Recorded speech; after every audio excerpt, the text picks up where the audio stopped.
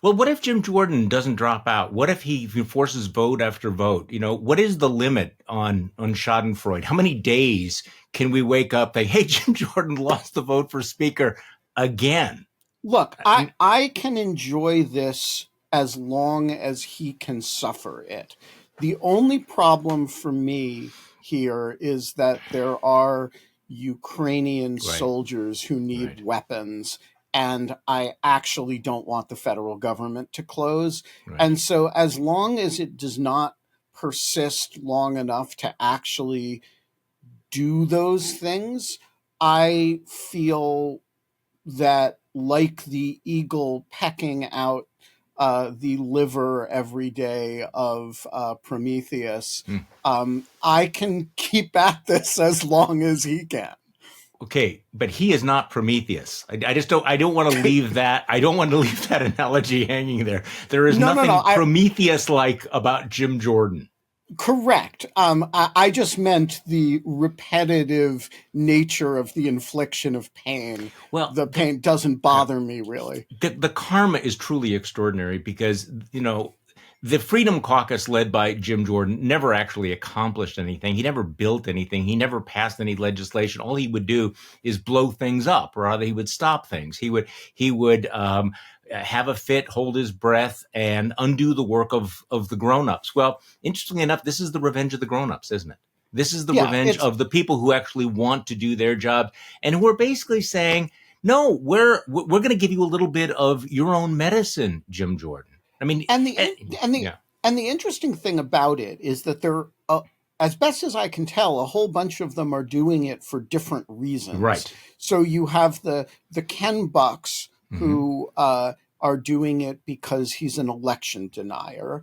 You have the people who are standing up for the honor and integrity of Steve Scalise, Hmm.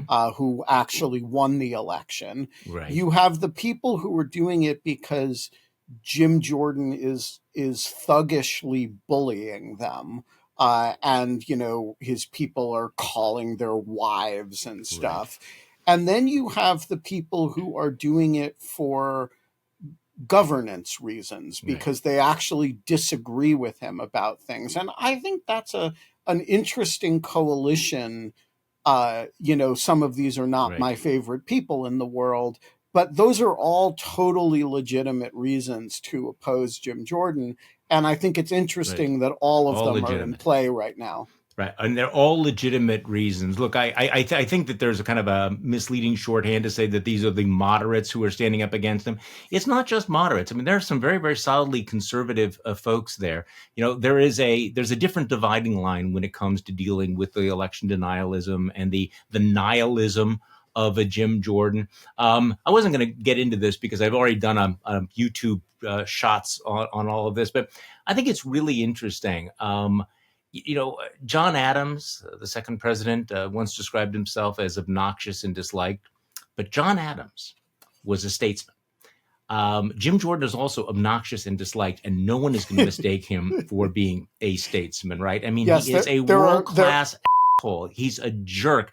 He has tried, and one of the other reasons he's losing, and you mentioned this, Jim Jordan has relied on bullying and basically, strapping on his suicide bomber vest, for years to, get his way.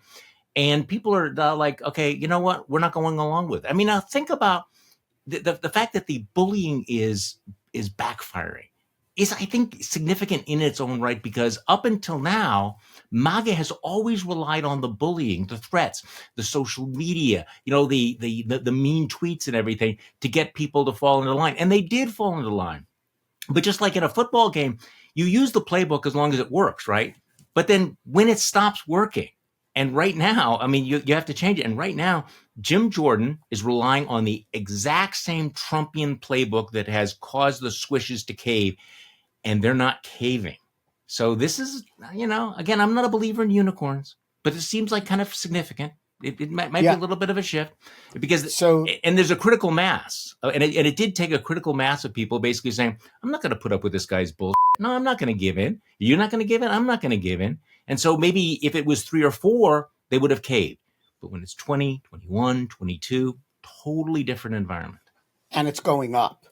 So the other day, 2 days ago, Matt Labash posted on YouTube on Substack.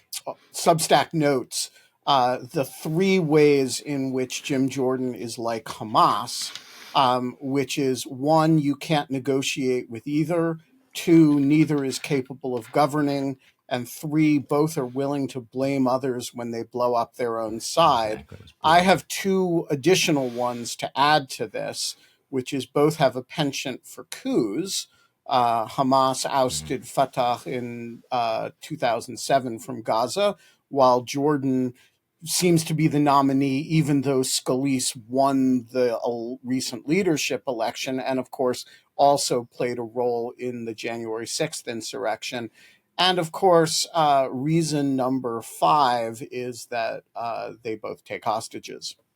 And they do. So I don't know what's going to happen. There's all this buzz about, the Patrick McHenry option, where you might have a bipartisan coalition that would empower the acting speaker to be like the real speaker. This is something that I've been predicting all along, that there's a certain power to inertia, that once you're in the position, the easiest thing to do is to keep you there.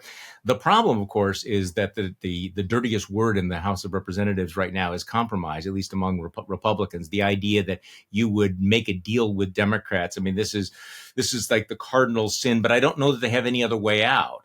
So, I mean, there's a lot of speculation about how this is going to play out, but you can tell there's a real level of hysteria right now on the far right, realizing that if they do empower Patrick McHenry with some Democratic votes, that this is not just a short-term solution, that this really does marginalize what you call the crazed slavering jackal caucus. It makes them irrelevant, at least for the time being, and they're going to fight hard.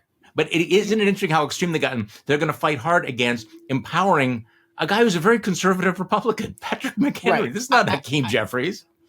I mean, it is a emblem of this not being a conservative group. This is a kind of nihilistic, slavering jackal group. Yeah. That the idea of a conservative speaker isn't good enough. If that were good enough, Kevin McCarthy never would have been removed. Mm-hmm.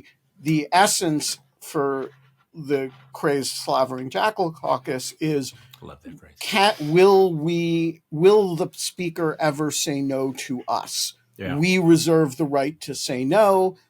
The speaker cannot say no to us. And that is actually not a political test. It's a loyalty and fidelity test.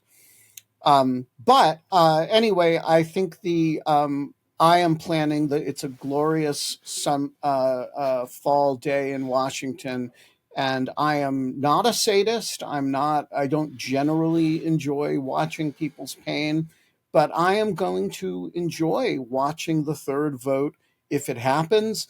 I'm going to enjoy not watching the third vote if it doesn't happen.